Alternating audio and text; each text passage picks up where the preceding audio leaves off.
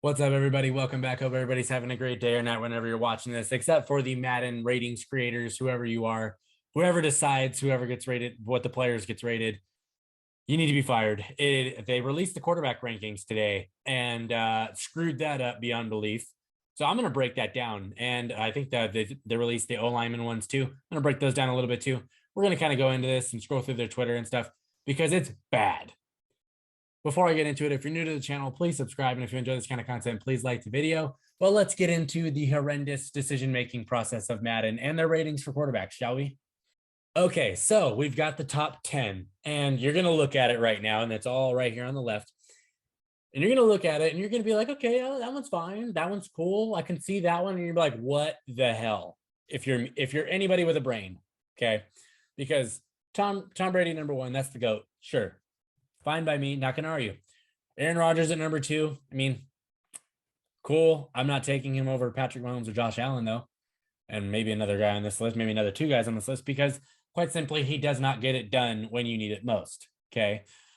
Getting bounced in the playoffs year after year after year when you're, the one seed. When you lose to Green Bay at home this year, it just kind of just leaves a bad taste in my mouth. Talent-wise, sure, you can say he's a 96, but I would much rather have Patrick Mahomes and I would much rather have Josh Allen leading my team in a playoff game because those guys pretty much leave it up to no doubt that they are that dude. They are that talented. They are the guy you want in charge. So, I think you can argue Patrick Mahomes and Josh Allen ahead of Aaron Rodgers at this point, just because we've seen which guys are more clutch at this point in their careers.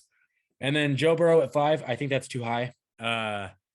Burrow's cool, but I want to see him with the better offensive line that they have this year before I judge him fully, because I personally am taking Justin Herbert over him. I'm a Chargers fan, so I probably have a little bit of bias in that. But watching them play, their Super Bowl run was a little bit weird because he wasn't really that great during it. It was the defense that was really just dominating. They barely beat the Raiders. The Chiefs, literally the Chiefs got shut down by the defense, and they still barely won. Who they even play in the championship game? No, the Chiefs were the championship game. Who they play in the second round or the first round? I think it was the Titans. And Ryan Tannehill threw like a ton of interceptions. So like it's just he didn't really like solidify anything to me. I think he is a very talented quarterback, but I don't think he's 5. Dak Prescott being 6 just absolutely trashed the entire list. Throw it away. As soon as you see that, you can't tell me with a straight face that you're taking Dak Prescott over Justin Herbert, Russell Wilson, Lamar Jackson, and Super Bowl winning QB Matthew Stafford. You cannot tell me you're taking him over all 4 of those guys. No way. No way, no how. You can't have Dak over those guys. You just can't. Herbert is way better. You're taking Russell Wilson over him. I don't care. Lamar Jackson was an MVP. You're taking Lamar Jackson. And there's a little bit of a bad taste in people's mouths about Lamar after last year. That team was just destroyed with injury, and he had them as the 1 seed for a long time there. So before he got hurt, they were in the playoffs, and then he gets hurt, and obviously they all fall apart. Shows you how damn good he was. Matthew Stafford won the freaking Super Bowl. How is Stafford an 85? An 85 for the Super Bowl winning QB, who was pretty good, through the playoff run? He ain't an 85. I think he's at least a 90. And then Lamar should be at least a 90. Russell Wilson should be right around a 91, 92. Herbert should be like a 93, 94, in my opinion. Dak should be where he's at an 89. Because Dak, for me, is a fringe top 10 quarterback. He's 10 or 11. And I think that's fair to him because he is good. I'm not saying that he's just absolutely god-awful trash or something like that. But come on, he's better than 60, 70% of quarterbacks in the NFL. But he's not better than the guys that are below him on this list. So him being 6 is a complete travesty. If you would have had him at 10, I'd be like, okay, fine. I see where you're going. I can see the argument. 6, nope, sorry, not happening. Russell Wilson's better. Lamar Jackson's a former MVP. He's better. Matthew Stafford won the damn Super Bowl. He's better. Justin Herbert's a god. He's better. Joe Burrow's better. Josh Allen's better. Patrick Mahomes is better. Aaron Rodgers is better. Tom Brady is better. But you cannot have him at 6. It invalidates an entire list when you have something that is that far off. Because this wasn't even close. It wasn't like they had him at 8 or 9 or 10. They had him at 6. That means that the only quarterbacks that they're saying that they would take ahead of him are Tom Brady, Aaron Rodgers, Patrick Mahomes, Josh Allen, and Joe Burrow. And that's just wrong. That's invalid. It's incorrect. So Madden, do better with this quarterback list, because what the you fill in the blank there. Bad. So now we got the top 10 overall linemen. And linemen is not nearly as bad, but there are still some pretty critical errors here. Trent Williams being a 99, cool. Happy for him. That's fine. Zach Martin being a 98, he's a monster. Absolute wrecking ball at the right guard position. Quentin Nelson being a 95 and Zach Martin being a 98. I see an error there because I think Quentin Nelson could very easily be a 99. I think he had, what did they say? I think he had a little bit of a down year last year, but it was still insanely good. So I think he should be at least 98. I think him and Zach Martin are the two best guards in football, and they kind of fit. They should be equals, in my opinion. If you disagree with that, let me know. Tyron Smith being a 95 is a joke. Was not very good the last couple of years. Always injured from what I can remember about him. If that's wrong, fact check me. But I remember him missing a lot of games with ankle sprains and stuff like that. Not a 95 anymore. Don't think he's the second best tackle in football. Bakhtiari played one game last year. So not sure how you're the fifth best lineman in football when you played a combined one game last season and you played 12 the year before that. 13 out of, what is that, 33 games? Because they had 17 games last year and 16 the year before. 13 out of 33 is a pretty bad ratio. Don't like seeing him at 5. Don't think he should be anywhere near that, in my opinion. Same with Tyron Smith. Teron Armstead is a monster. I think he did miss some games last year too. So yeah, last year Armstead played 8 games, which is a hell of a lot better than 1, in my opinion. The year before that, he played 14. So a little bit of injury prone, not injury prone, but he's missed some games in the past. But the 93 rating, I'm not mad at. I could see it being a 92 or right around there. I think they got his rating pretty solid. But the other guys on this list should be higher, and there's guys that are missing. So like Lane Johnson has a 92. I don't even know if Lane Johnson's given up a sack in the last 3 years. He's been a freakish tank, and he's one of the fastest linemen in the entire league.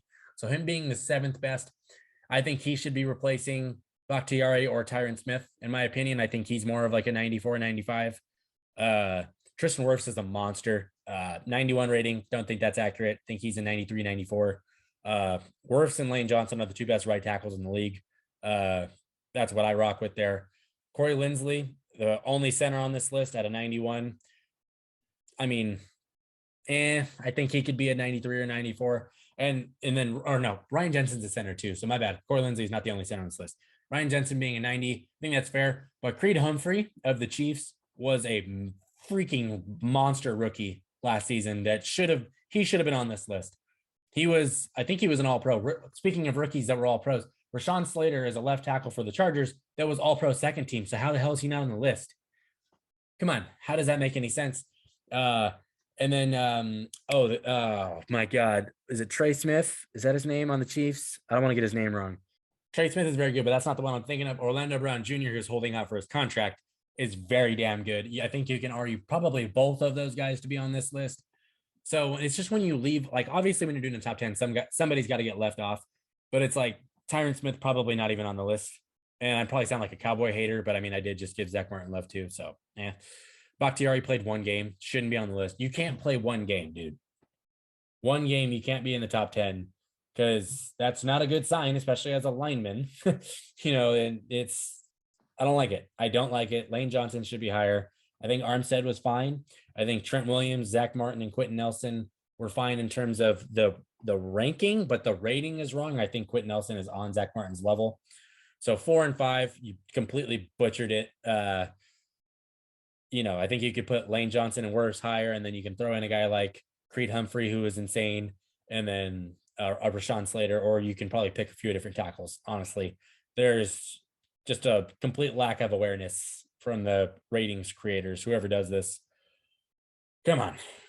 I want to point out this one just briefly because I am a Justin Herbert stan, and I'm going to make sure that's known. So there is bias here, but top 10 quarterbacks throwing under pressure, they didn't even get the top 2 right. Like Mahomes is great, but Josh Allen and Justin Herbert are statistically the best players under pressure in terms of throwing. I mean, come on, we were watching Justin Herbert convert 4th and 20s over and over and over again with his season on the line. Josh Allen was out there doing whatever he could to try and beat Patrick Mahomes. And, that's why I think you can maybe make the argument for Patrick Mahomes, but Aaron Rodgers, no, I don't like it. Josh Allen and Justin Herbert were statistically the best players under pressure last season. So how are they not top 4? Like how is Herbert 9 and how is Allen 5? Because I think Allen has like the most touchdowns when being under pressure. Under pressure meaning that the blitz is getting there and he has to evade or make a play with somebody in his face. And I think Josh Allen has the most touchdowns for it over the last couple of years. Herbert is fourth down conversions are insane. Those are the top 2 guys there. So not having them in the top 4 and having Dak Prescott there, I'm not trying to just slander Dak, but come on. Whoever made these rankings probably had a Dallas Cowboys jersey in the closet somewhere, because it's kind of being shown off right now that there's a little bit of bias in this ranking. We'll look at this one, the deep throwing accuracy. How is Aaron Rodgers not number 1? And I haven't given him a lot of credit, but he throws the best deep ball in football. Russell Wilson being number 2 is cool. Tom Brady does not have that arm anymore. Like he can let it fly, but it's not the same as it used to be. Aaron Rodgers or Russell Wilson should definitely be here. Those are the 2 that I'm taking there. Dak Prescott once again 3rd. Don't get it. Doesn't make any sense. So yeah, these ratings are absolutely trash yet again. I already did like the receivers, the running backs, the tight ends, the linebackers, and safeties in a previous video. So if you want to watch that one, go through the channel. It's like one of the most recent videos. But how do you F up quarterback that bad? I don't get it. If you agree with what I was saying in terms of where quarterback should be ranked and who you'd rather have over who, let me know. If you disagree, tell me who your quarterback rankings are, because I'm very curious to see.